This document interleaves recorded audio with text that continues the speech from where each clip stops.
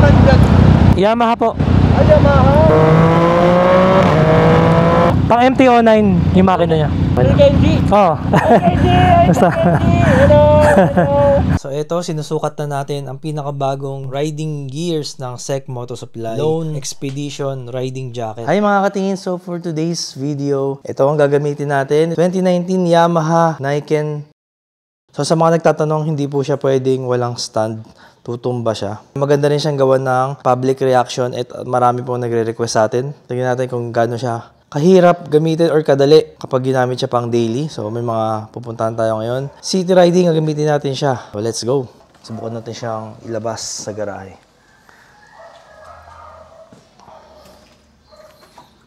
Ayun. So hindi na pala siya sobrang bigat, no? Try natin paikutin sa side stand at hindi natin kaya. Sobrang bigat. Yan. So tsagain natin tong tulak-tulak.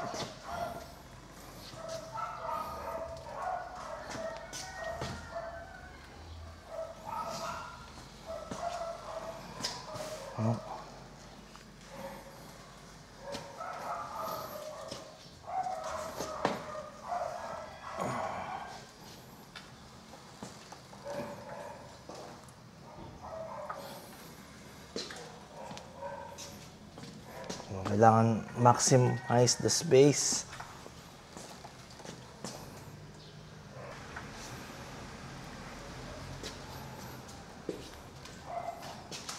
Ayan, konti na lang.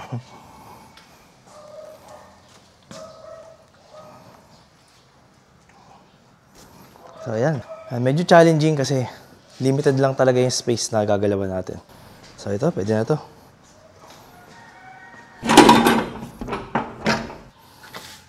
Medyo kinakabahan ako. Kasi yung palabas ng parking natin ay naka-incline. Kaya pag bababa ka paatras, medyo challenging. Tapos malaki yung motor at mabigat. Kaya kailangan dadandanin mo talaga to. Pero yun yung advantage ng manual transmission na mayroong clutch, hand clutch lever. Nakokontrol mo yung pagbaba. So, dapat sobrang dahan-dahan lang. So, ito na ang ating first expressway ride experience. Woohoo!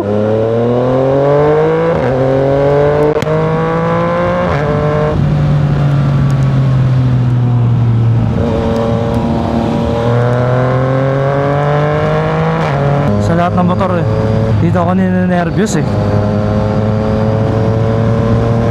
sobrang traffic ngayon, Saturday morning. Ang kala ko pagka Saturday wala traffic. Pag umaga, yun pala. Ganun na rin, traffic na rin. At according sa review ko, upshift lang sinabi ko pero meron pala tong downshift. Yung autoblip pala to, ayan, meron. Medyo matigas nga lang siya. Nakakatawa, para siyang H2. Hindi siya naka-ride by wire, naka-throttle cable siya pero meron pa rin siyang autoblip. At dito sa motor na to, pinakabahan ako, hindi dahil sa bigat, kundi dahil sa taas ng seat height. So parang naka GS dito. Weight and seat height parehas ng GS. At ayun, umaambon. Namiss ko tong Yamaha Niken. So sa mga naka-alala po sa ating previous vlogs, na-review natin to. Bumalik sa atin, no? So hindi naman siya mahirap gamitin. Kailangan lang masanay ka lang. Sa una, dahil alam mo malapad siya, medyo kakabahan ka at mataas ang seat height niya. Pero kung matangkad ka, walang problema sa ito. Kayang-kaya mo to. Kailangan lang talaga practice and height. Tsaka kung sanay ka naman sa big bike, okay lang. So kung sa mga beginners, medyo challenging talaga. Pero wala talagang imposible kapag gusto mo at pag-aaralan mo. Pero ang pinaka-stick dito kasi yung cool factor.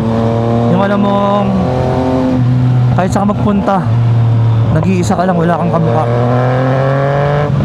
With the exciting engine of the MT-09 na nilagay dito, exciting talaga itong motor na to. Tsaka dito, dahil nga syempre dinalawan nila yung gulong, kaya super stable. Sabi nga, kung dumulas man yung isang gulong mo, meron ka pang isa. Ganun siya ka-stable. Kaya sa cornering, mas safe na safe ka dito. Right now, naka-mode 2 pa lang tayo niyan, hindi pa tayo naka-full power. we're just using around 70 to 80% ng power niya kasi hindi ko kailangan ng sobrang power. Malakas na siya. Pero actually sa mga MT-09, ang difference is the throttle sensitivity. Sobrang sensitive ng mode 1. Tsaka syempre yung attention na makukuha mo dito. Kaya kung gusto mo ng bida ka or center of attraction, ito yung bike na para sa'yo talaga. Comfort, nandun din yung comfort nya kasi syempre it's a sport touring na kakaiba. Racer 900 siya actually, na binago yung harapan. Medyo kinakabahan ako kasi parang once ko pa lang to nagamit. So this is just my second time na nagamit siya. Hindi ko pa siya nasubukang ikot sa malayo-layo ngayon pa lang. Pero so far medyo nagagamay ko na siya. So yun, ang kalaban mo rito is yung traffic. So kailangan ano ka, kasingitan, alisto, tulad yan. Tulad yan, may pangit na terrain. So kung pangit ang terrain mo, hindi ka kakabahan na dudulas yung gulong mo dahil tatlo di ba? Dalawa gulong mo sa harap Usually sa motorcycle talaga ang problema natin is yung front tire. Kasi once na bumitaw ang front tire, goodbye ka talaga. Tagal na po, mga 2019.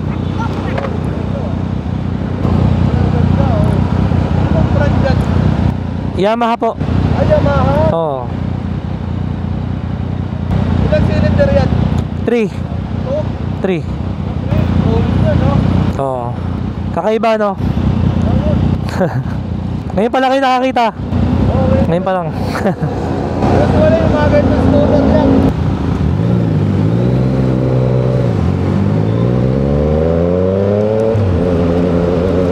Diba?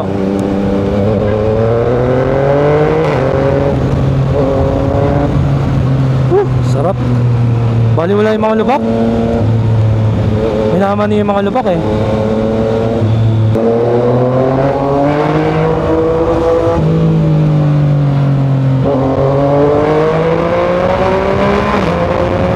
Grabe lakas.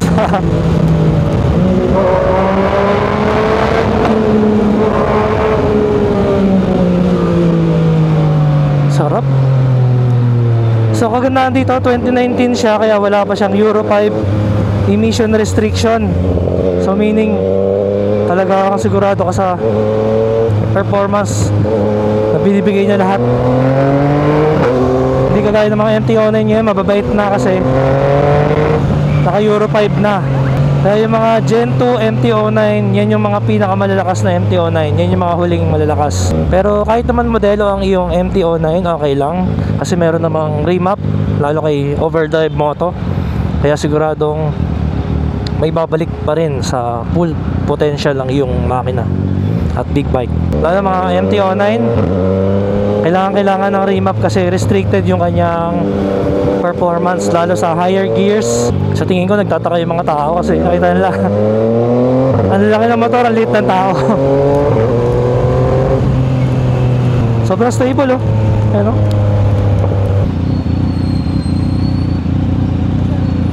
Ang sisi ako yan? 900. 900. 900. First time nakakita. 2019. Baka pag nasa stoplight ka, marami nag-i-interview sa mga stoplight.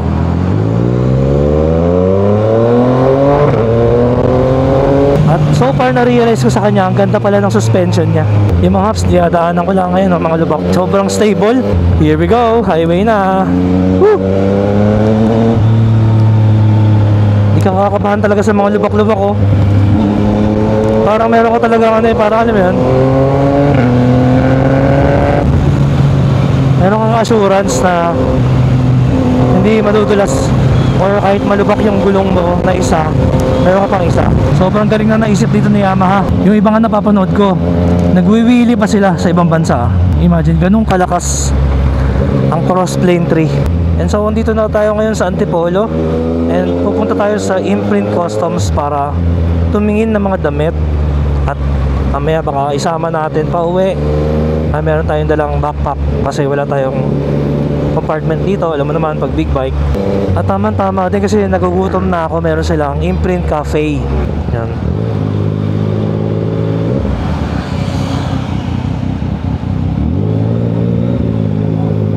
Una pa sa first.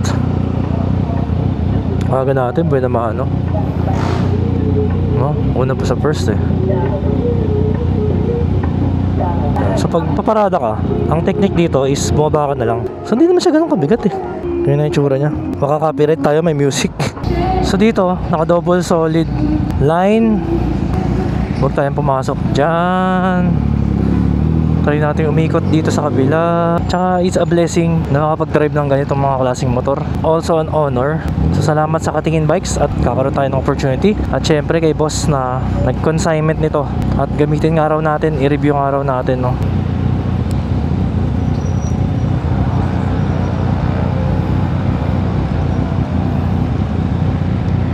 Talaga napapalingon yung mga tao eh. Sobrang kakaiba kasi. So hindi na ako masyadong kinakabahan, hindi kagaya kanina. Nung first time ko siyang sinakyan, medyo nagagamay-gamay ko siya ngayon. So nimble pa rin siya na parang 2 wheels pagka nimble niya kasi nakaka-banking naman siya. Di hamak na mas gusto ko to kaysa dun sa mga 3 wheels na parang talagang tricycle, di ba?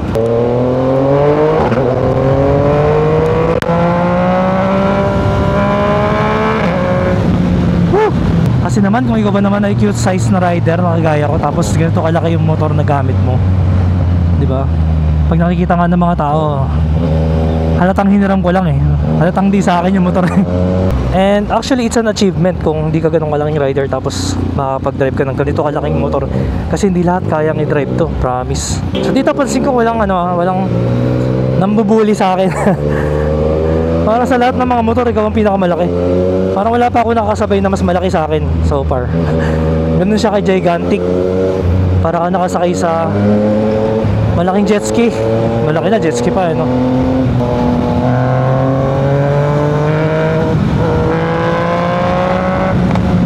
Sarap! Sarap! Yun, mga big bikers. Ito, race car, oh. Civic race car.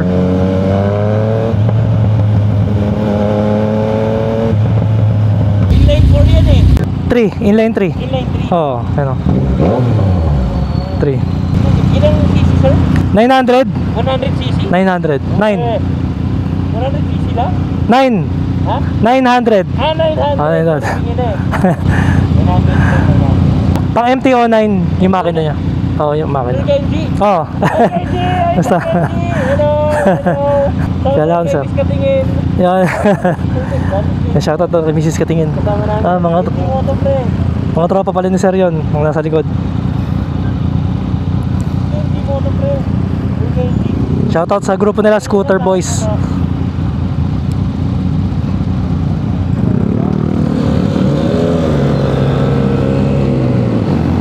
Mga Camillo tsaka NMAX. Nice meeting you.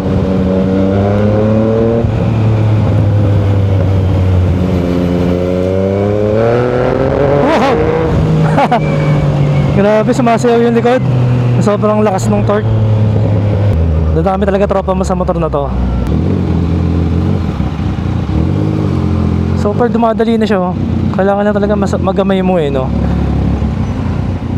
Unang-unang sampan, ninenervyos pa ako pero ngayon wala lang, parang normal na sa akin siya.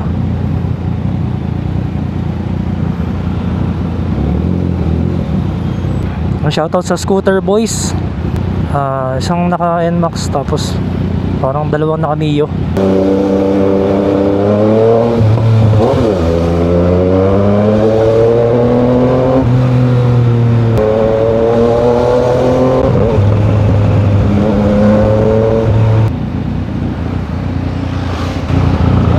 Boss. 900? 900? Oo. Nakagulat, kala ko kakilala ko. Talagang sinabayan tayo para magtanong eh, no? Nakakatawa talaga eh.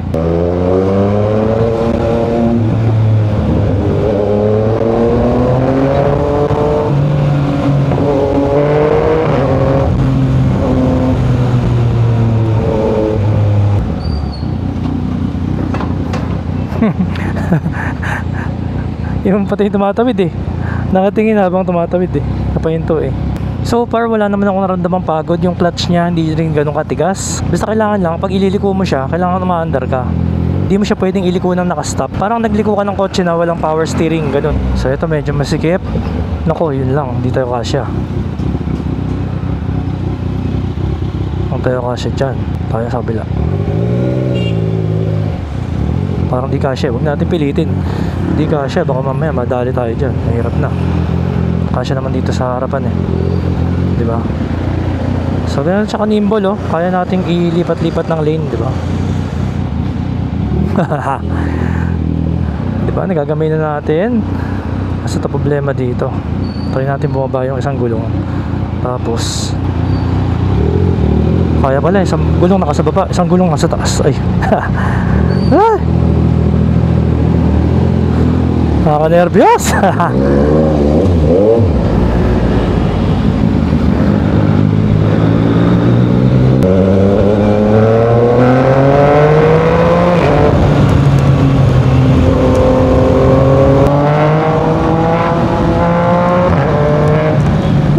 Sarap. Swabing swabe. Ang sarap ng ride. Caloocan na kagad tayo. Ganun-ganun lang yun. Isang piga Caloocan kagad. Ay, patay tayo dyan. Sinarado. Na meron. Bakit sinarado na naman? Bigat pa naman itong kalabaw na to.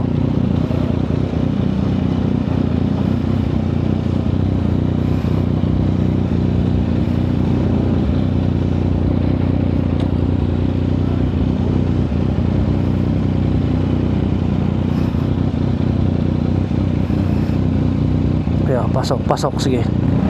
Pasok. Meron na namang ano, big event. Gusto kaya sarado dyan? Ay, sarado rin. Walang daan? Wala. Sarado? Sige, sige. Kaya bakit tutulak ka? Bigat kasi ng kalabaw eh.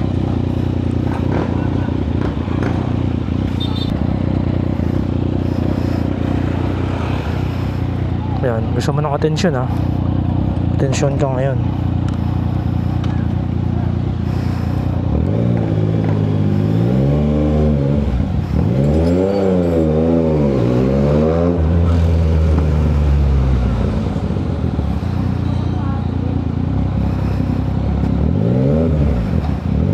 So yun, gumagaan pala siya pag maraming nakatingin. Na-adrenaline eh, no? Para di ka mapahiya eh, syempre. Kaya nga, di ka nahihirapan pag tinutulak mo. Pag marami nakatingin sa'yo.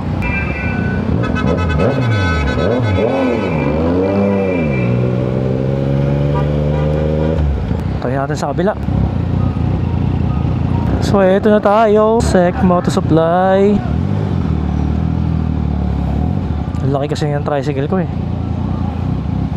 So, okay.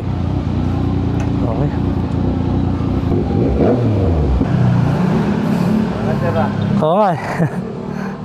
Parang kalabaw. Okay. So dito tayo ngayon sa Sec Moto Supply, main branch Caloocan finally.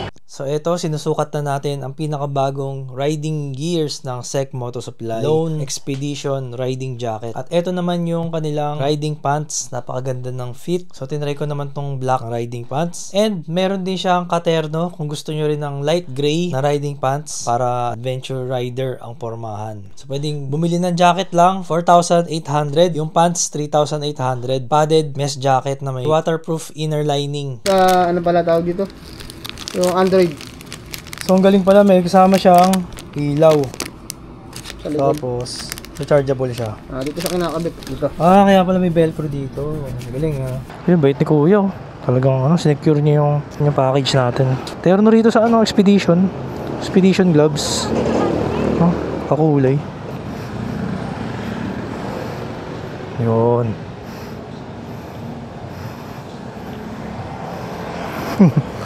Hanip eh. Okay. Kuya, thank you. Dito na, dyan si Kuya.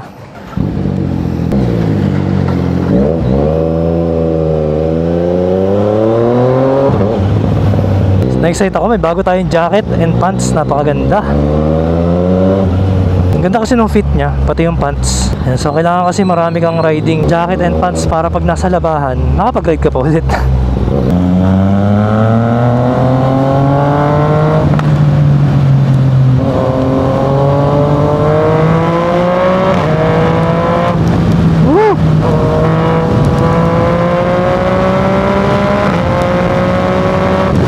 May baon akong raincoat. So nangyari, maaraw tsaka umuulan, magkasabay. So itong bike na to, para kanino ba to? Well, para to sa mga experienced riders na gusto na maging unique. Baga ayaw mo na noong bike na marami ka parehas, and then syempre hanap mo pa rin yung performance. Saka very good for long ride. So try natin yung kanyang cruise control. Mag cruise control tayo. So right now activated ang cruise control, and press natin yung set. So yun, we're on cruise control, and kita nyo naman hindi tayo nagta-throttle. Ayan, kamay natin, no? Hindi tayo naka-throttle. Makita nyo kung gaano siya ka-stable. Oh, diba? Sobrang stable. Walang kapagod-pagod, no? So kanina pa ako nagmomotor simula umaga. Ngayon after lunch na, pauwi na tayo. Mayroon na naman tayong sasabakan na traffic kasi inabot na tayo ng after lunch ng Sabado. So ito problema kapag weekend.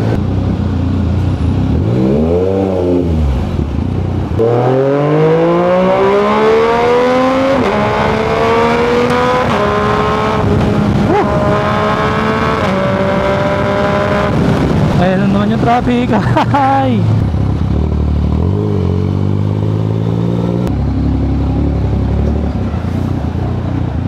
Big bike pa more.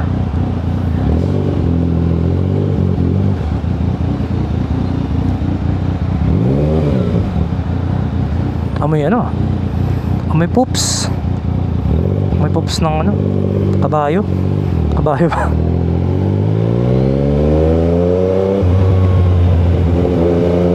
So kahit pa paano, makakasingit ka pa rin sa kanya.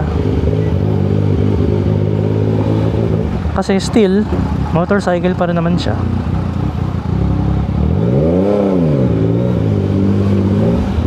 Meron lang talaga siyang extra challenge.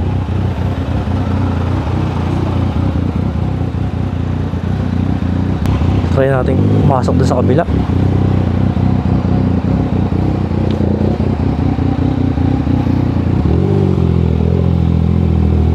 Yo, di ba? Nagagamay ko na talaga siya. Sarap magkaroon ng ganitong motor, no? Pag ako naging mayaman, gusto ko ng ganitong motor.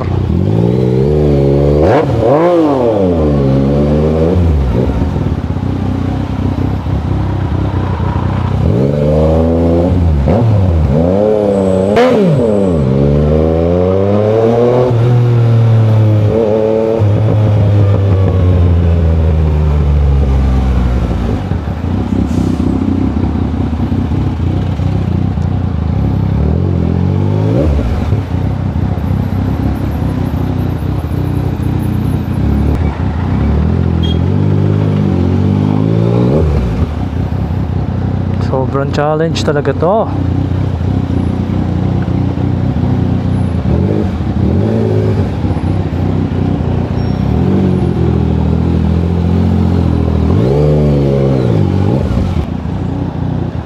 Nakaka-survive pa naman. Iba-iba lang sila ng pila, kaya hirap dumaan eh. May mga nasa kanan, may nasa kaliwa. So kailangan lilipat-lipat tayo. Tayo na mag-adjust para sa kanila.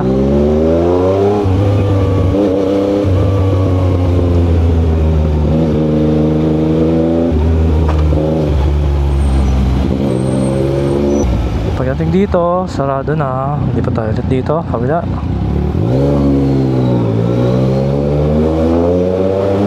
Para lang naka X-Max, oh.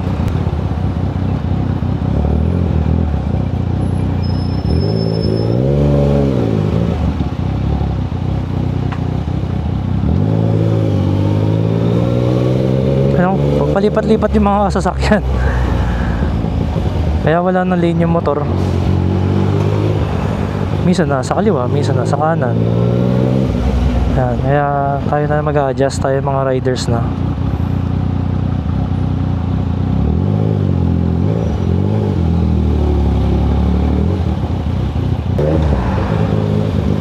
Dito pala sa kanan maluwag. Hindi rin kasi tayo pwedeng huminto ng sobrang tagal. Siyempre kung malalaki yung makina ng big bike, lalo't maraming cylinder, posible ka talagang mag-overheat. Kaya kailangan keep it moving. Huwag kang ma-stuck ng matagal nang nakahinto. Kaya rin po nakakakita kayo ng big bike na talagang sumisingit. Kasi hindi po pwedeng mas mahinto ng matagal ang big bike. Hindi kagaya ng mga scooters na one cylinder na maliliit ang makina. Pwedeng huminto ng matagal yan. Pero ito, mga ganitong high performance big bikes, kailangan po nito na constantly moving para makasagap ng hangin yung radiator.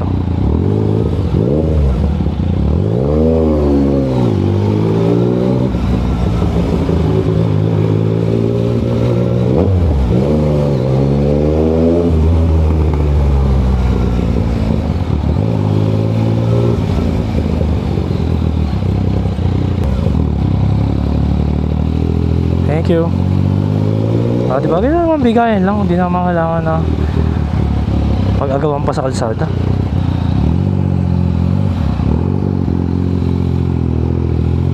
Ito medyo ano,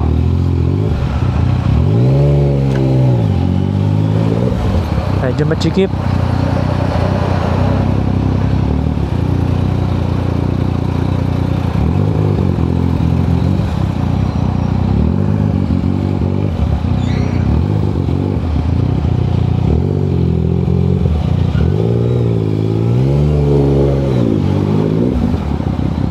O, diba? Nakaraos.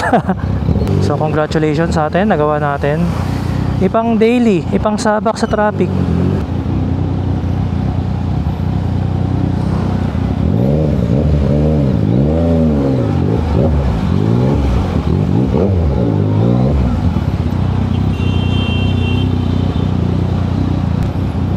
Yan, salamat. Laki kasi ng dala natin. Woo! So ayan po, napaka basic. Sa mga interesado po sa Niken na sariwa at napakasarap gamitin, maaari mag-message lang kayo sa Katingin Bikes Facebook page or sa ating direct contact Viber 0943-5509357. At kung nakarating na kayo sa part ng video na to, paki-like and subscribe na lang po para matulungan nyo makagawa pa tayo ng mas magagandang content at quality. Thank you mga katingin.